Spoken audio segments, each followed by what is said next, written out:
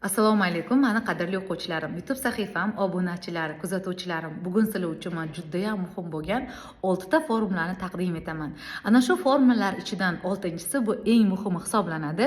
Sababi siz 5 tani bilingu 6-siga amal qilmaydigan bo'lsangiz, 5alasi ham ishlamay qolishi mumkin. Shuning uchun oxirigacha diqqat bilan eshitamiz. Videoni maksimal qisqa qilishga harakat qildim. Demak, bismillah boshladik. Agar siz o'z hayotingizda daromadlar oqimi bo'lishini, hayotingiz o'zgarishini 21 kun ichida boshqa insonga, boshqa olamga tushib qolishni xohlasangiz, quyidagi 5 maslahatga qattiq amal qiling.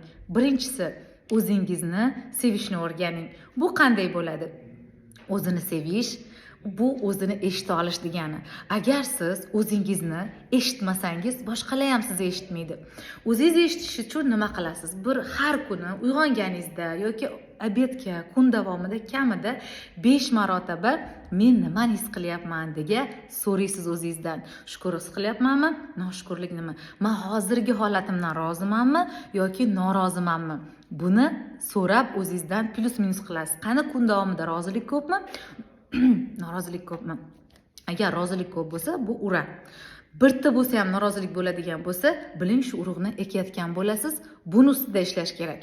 Ikkinchisi, shaxsiy chegara. Ko'pchilik shaxsiy chegara deganda hamma narsadan yopilish tushiladi. Ya'ni men bilan so'rab ish qilishsin, meni unaqa, bunaqa. Shaxsiy chegara devor emas. Shaxsiy chegara bu eshikdir.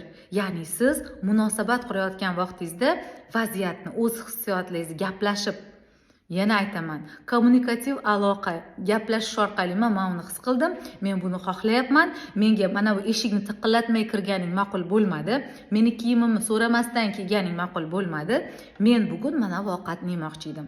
Ya'ni o'zini shaxsiy chegarasi degan nima xohlayotganini aytish. Bu yopilib olib xafa bo'lish degani emas, ayta olish. Ketdik. Demak, 3-si o'ziga mehr berish. Agar ana shu 3-siga amal qiladigan bo'lsangiz, juda katta yutuqqa erishasiz. Yozingchi, kommentariyda yozinglar. Siz o'zingizga qanaqa mehr berasiz?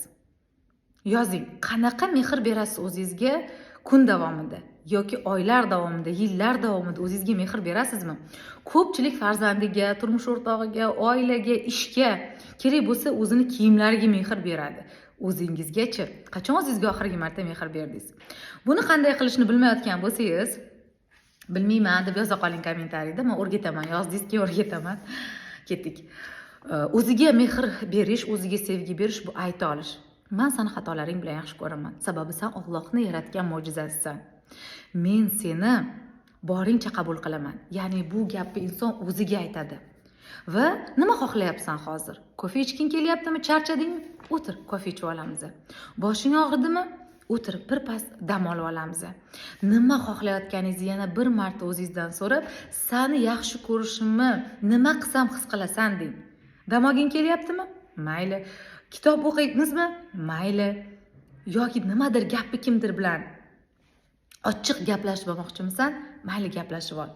Aynan o'ziga mehr berish bu sayrga chiqish, sport bilan shug'ullanish va hali hech qachon qilmagan ishingiz, tanangiz sog'ligi uchun, yuragingiz urib turgani uchun, nafas olayotganingiz uchun, hujayralaringiz borligi uchun chin dildan rozi bo'lib shukr aytishgan.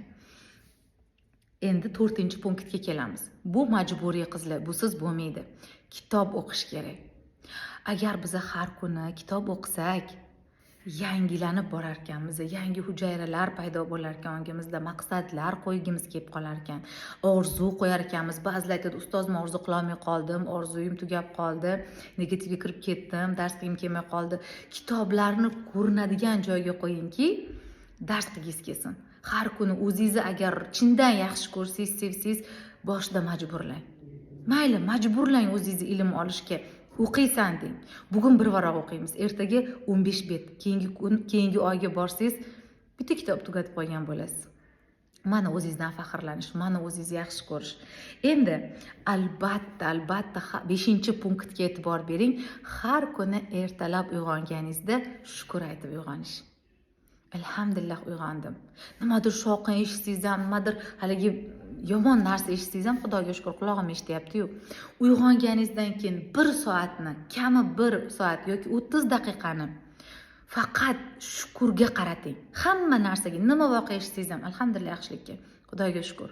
Bu 1 soatni tashkil qilsin. Va shu ishlarni qilar ekansiz 6-chi amaliyot asosiysi. Mana shu ishlarni qilar ekansiz 21 kunda sizning hayotingiz o'zgaradi va 6-chi sekret shundaki, ana shu 5 ta topshiriqni har kun bajarishingiz kerak. Agar bularni har kun bajaradigan bo'lsangiz, 21 kundan so'ng ham atrofingizdagi insonlar o'zgargan bo'ladi, ham o'zingiz o'zgargan bo'lasiz. Ma'lumotimiz yoqgan bo'lsa, albatta meni sahifamga obuna bo'ling va shaxsiy savollaringizni va mavzu haqidagi fikringizni izohlarda albatta yozib qoldiring. Aytgancha videoni ma'qul bo'lgan bo'lsa, yaqinlarga ham uzatish esingizdan chiqmasin.